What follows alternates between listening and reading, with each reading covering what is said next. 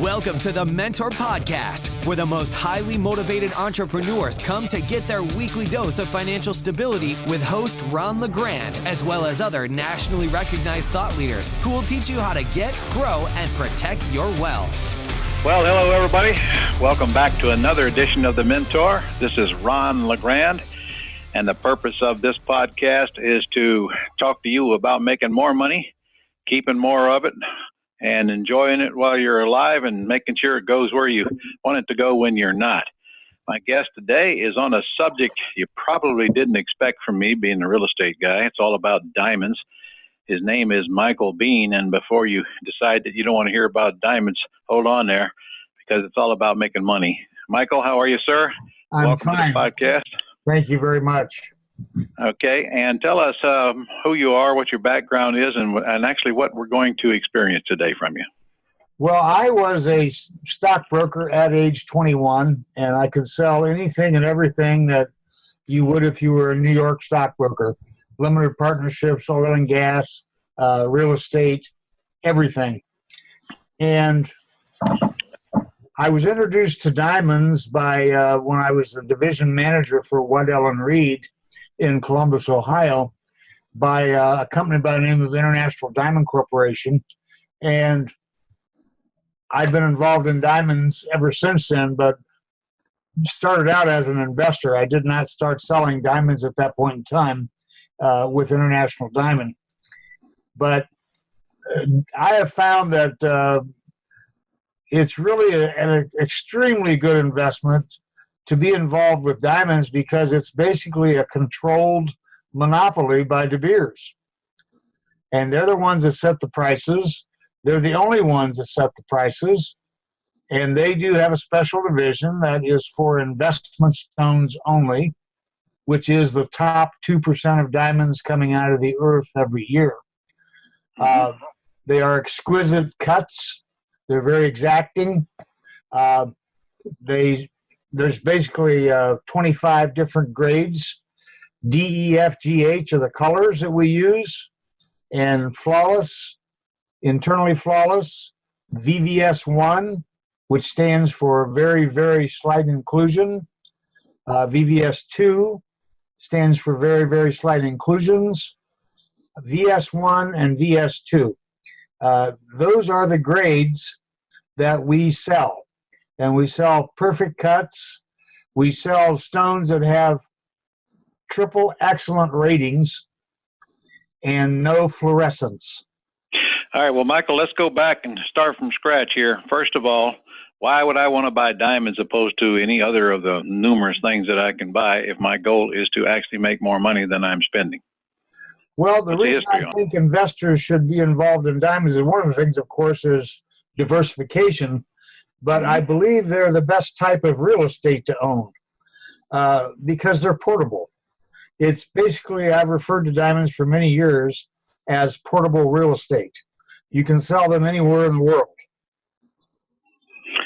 So when I buy diamonds, I actually get possession of the diamonds? You can either have possession of the diamonds, or we will store them for you at a cost of $17 a year. And that's for one stone or 20 stones. It doesn't make any difference. Okay. So what's happening with diamonds lately? I mean, I never even thought about diamonds, to tell you the truth. I can track gold. I can track silver. I can track stocks. I can track crypto. I can track all those things where I can spend money. How do I track diamonds, and what's the history on their growth? Well, I don't know. Let's just say in the last 5 years. Well, in the last 5 years has been pretty bad with the world economies the way they've been. But there was a recent 12% increase in diamonds. There was a 8% increase last year. And so that's 20% in the last 6 months. The average return on diamonds since 1933 has been 10.2% a year average. And that includes those last 3 years, not including the last 6 months, but we had 3 goose eggs in a row. 3 goose eggs in a row, meaning what? 3 years where diamonds did not go up. Well, okay, I can say that probably about a lot of stocks too. Right. Well, some of them went down. Yeah. The difference is, Ron, diamonds did not go down. Right. Well, that's good. So you're looking at diamonds as a stable investment, one that you can count on. Well, you actually get to touch it and feel it. That's for one thing, unlike stocks. Right. And it's probably not going to return an outrageous return, but it's a stable return. And in the past, it's been a 2-digit return. So yeah, it's not a get-rich-quick type investment, but a good steady 10.2% every year on your money is a pretty nice nest egg that you're building. Okay, so how do I go about buying diamonds, and in what quantities and so forth? Well, the quantity of diamonds, if you talk to any financial advisor, they're going to tell you that you should have no more than 15 to 20% of your monies available in any one investment. Mm-hmm. And that's a very wise situation. I believe that the most you should have in diamonds is 20% of what you have to work with. Yeah, but what quantities do I buy diamonds in? Well, you can buy a single stone, or you can buy 20 stones at a time. It's up to you. We've had clients put 500,000 in diamonds. Okay, but you say a stone. What size is a stone, and how much would it cost if I were buying it today? We try and stay within a 0.5 carat and 1 carat as far as the stone size. And the reason for that is that if we put you in a 1 carat stone that is like a D flawless and is selling for 40,000, when that doubles and triples in value, your market is very limited on how you're going to be able to sell that. You know, there's a lot of people who wouldn't have 120,000 to invest in that one stone. Right. Correct. So the larger the stone, harder to sell. I got it. So as of today, what would a 0.5 carat stone cost? The 0.5 carat stone is around, if it is, for an example, an F color and a VS2 clarity, it's going to be around $12,000. All right.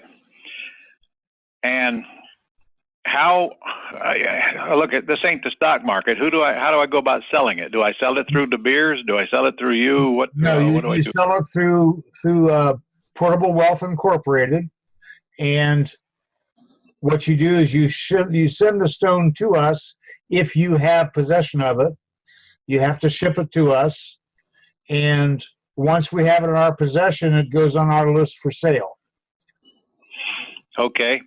And where do I go to find out daily what the cost of diamonds are, whether they're going up or down or whatever? Well, what's really unusual, Ron, is back in 1981, De Beers orchestrated a crash in the diamond market. And the reason they did it is to put some cutting firms out of business who were not adhering to their quote-unquote pricing guidelines. They were advertising the price of investment diamonds in the Wall Street Journal, which was a total no-no with De Beers. They wanted the entire investment diamond end of their business to be secretive. So they didn't want the prices advertised, and the companies that didn't adhere to their wishes, they ended up putting out of business because they called the banks that those cutting firms were working with to buy their diamonds, actually to pay for their rough diamonds, and told them that we're going to be lowering the price of diamonds by 70% in the next 2 weeks. You may want to call your loans, pick up all the diamonds that the company is using for collateral, and we will buy them back from you. So they ended up putting 110 cutting firms out of business in one fell swoop. Well, how does it? So it seems to me like this De Beers is kind of like having the New York Stock Exchange with no other stock exchanges. They kind of make the rules, huh? Exactly. So how did a company get so powerful like that? Well, the fact that they were able to buy a huge mine in South Africa, and the name De Beers is not the name of the family that runs the diamond business. but that was the name of the farmer who sold his property to De Beers.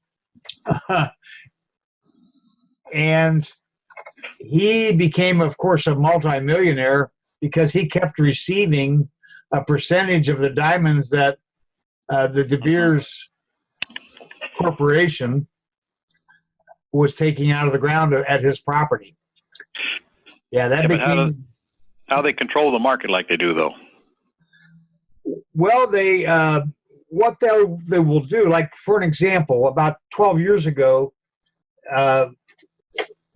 exploration for diamond mines opened up in the Northwest Territories in Canada. And De Beers went in and leased 6 million acres in Canada to do exploration for diamond pipes. And when they would find a diamond pipe, rather than them starting a mine and spending the money to put in a diamond mine, they offered that property to mining firms that were in the diamond business. And the condition that they sold it to them was they had to buy all their diamonds, or actually sell all the diamonds that they mined through De Beers. So De Beers owns quite a few mines itself, but they also control the supply of diamonds coming out of mines all over the world. So they got in this position by actually controlling most of the source. Yes, exactly. Mm-hmm. So it's kind of a no-brainer investment because when you have inflation, which of course in the 70s, we had tremendous inflation, 19-20% a year. De Beers, 2 different years in the decade from 70 to 80, raised prices 20%, 5 different times during the course of 2 different years. So they doubled the price of diamonds twice in that one decade. They averaged that particular decade 44.5% per year in growth, and they were the number one investment from 1970 to 1980. I would think that if we have a recessionary time, the price of diamonds will go down. Is that correct, or would it be just the opposite? No, De Beers holds the price of diamonds level. They've only done one price decline, and the reason we've already discussed the reason for that. Since 1933, they've only gone down once. Now, jewelry store diamonds go up and down, but investment diamonds do not. Now, in 1981, when De Beers put all those cutting firms out of business, it also had the effect of putting 35 different investment diamond companies out of business. So there were none left. All of them had situations in their resales that basically put them out of business because of the price decline. All right, Michael, is there any way to predict prices of the diamonds going up before they go up? I think the only way you can predict the future is to look at the past. And when there have been slow times in diamond pricing, the following years, the prices go up a little greater than they had previously. I'm looking for an example over the next 5 years that we should see probably 15 to 20% per year is what they should be growing. Now, again, that's not a get-rich-quick situation, but it's a pretty good compound interest rate. Yeah, pretty secure, yeah. Right. How do I get information on, do you have a service, a newsletter or something of that nature where I can keep track of this? We have a website that you can go to at any time. You can call our offices at any time. We can give you a quote on your diamonds, what the current value is at any time. And we also do, whenever there's a price increase, we normally have some advance notice that there's going to be a price increase. We don't always know the exact amount, but we know the approximate date. So it's an excellent investment in that respect because we let our brokers know that there is going to be a price increase. We're not positive of the amount of it, but we have a good guesstimate what it's going to be. And they can let their existing clients know if they want to add to their diamond account before the price increase. So that All right. makes Is it a there? pretty attractive investment also. So what's your website? Website is portablewealthinc.com. Spell it. Portable. Portable. All right. Yeah, Portable Wealth Portable. Inc. Wealthinc.com. Yeah, Okay. inc.com. And in that website, there's videos that you can watch. One of them was from 1978, actually, when 60-minute television program ran a program on investment diamonds. And it was an excellent it's about a 15-minute show. That's on the website.